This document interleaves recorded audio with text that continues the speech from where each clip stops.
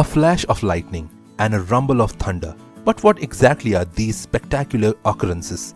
In 1752, Benjamin Franklin discovered that lightning was caused by powerful electrical discharges in clouds. He wasn't the first person to discover electricity or the first to think that lightning was made of it, but he did prove it to be the case by flying a kite during a thunderstorm. Luckily, his kite wasn't actually struck by lightning because it would have fried him in his boots. Thunderstorms are caused by small electrically charged particles. As water molecules in the clouds are heated and cooled and they move up and down against each other, there is a separation of charge, forming two poles within the cloud.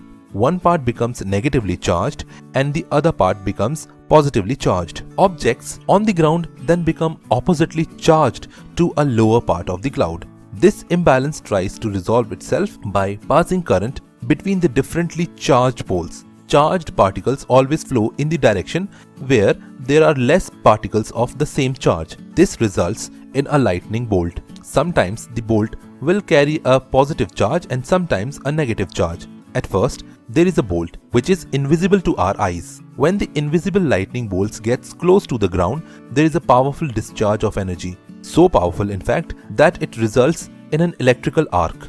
This is the lightning bolt that we see.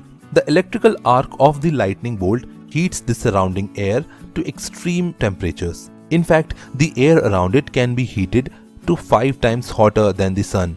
This heat causes the surrounding air to rapidly expand and vibrate, which is the rumbling thunder that we hear. Lightning comes in many different colors. The color depends on the atmospheric humidity, temperature, and level of air pollution. Lightning also transports massive amounts of energy, 5 times hotter than the sun, so that makes sense. Each bolt carries about 10 billion watts. That's enough power for 32 million people a year. 10 billion watts per bolt, and given that 50 bolts strikes the Earth's surface every single second means the power of lightning is extraordinary and dangerous. Over 2,000 people a year are killed by lightning. Extracting electricity from lightning sounds like a good idea, right? Well, in reality, predicting where the lightning is going to hit to have our equipment is nearly impossible. We would need to develop the technology that can conduct and store this amount of instantaneous power. The equipment has been predicted to cost over 90 trillion US dollars. This is all the money in the world. We don't know if the lightning bolt is going to be positively or negatively charged, and so our equipment would need to cover both possibilities. Despite this, scientists are still trying to harness lightning's electricity. You might as well try.